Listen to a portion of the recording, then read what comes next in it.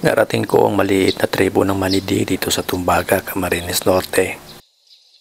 At sa pagdating ko, agad kong nadama ang pagbagal ng oras. Ang buhay kasi dito, simple, tahimik, at walang nagmamadali. Tanging buhay na nakaangkla sa tradisyon at kalikasan. At sa pananatili ko rito, nasaksihan ko kung paano nila binubuo ang kanilang maliliit na tahanan. Walang modernong kagamitan, tanging lakas, tiyaga, at kaalaman na ipinapasa-pasa mula pa sa kanilang mga ninuno.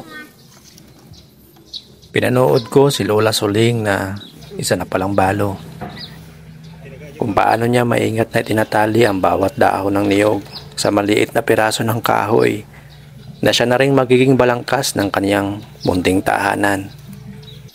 Wala akong pukpok na narinig dahil walang pa akong ginamit sa bahay na ito.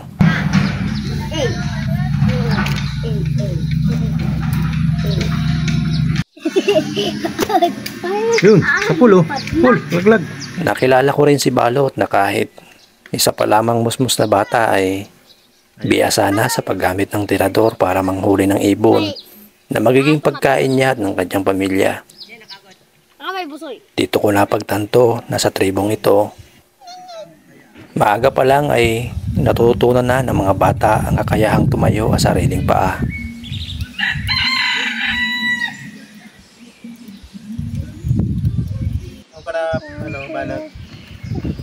Si Balot na rin ang maghahanda at magluluto ng ibon na nahuli niya. Habang pinagmamasdan ko siya, nakita ko ang isang bata na hindi umaasa, hindi nagrereklamo, at hindi natatakot na matuto. Nakita ko rin ang disiplina at paggalang sa pagkain na pinaghirapan niyang hulihin.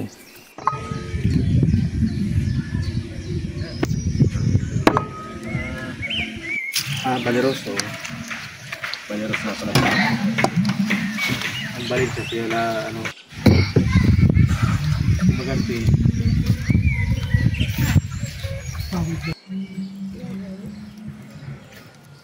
Sa maliit na kaldero at kaunting asin, pinakuluan lang ni Balot ang ibon. Walang pampaalsa, walang gulay, walang kahit anong dagdag. Puro payak at sapat lang para mapawi ang gutom ng pamilya niya. Habang kumukulo ang sabaw, kumakalat ang amoy ng usok at karne. Amoy na para sa kanya ay simbolo ng isang matagumpay na araw. Tahimik lang si Balot habang nakaupo sa tabi ng apoy. Parang sanay na sa ganitong ritual. Maliit na kaldero, kaunting baga, at sapat na pasensya. Iyon na ang kusina nila.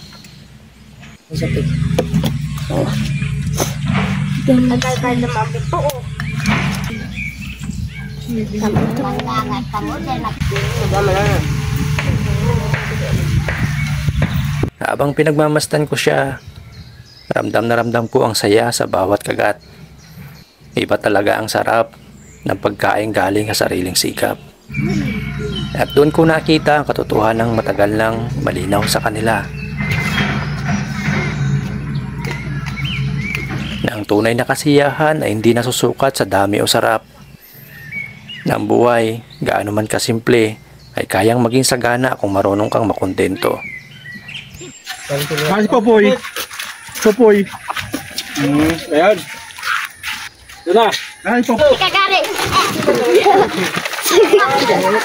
Digari to. Sana sa maikling vlog na ito, naipakita ko sa iyo ka-wild ang kagandahan at kahalagahan ng pagiging simple, pagiging kontento ng mga pamilyang may kwento, may pangarap at karapat-dapat ding marinig at matulungan.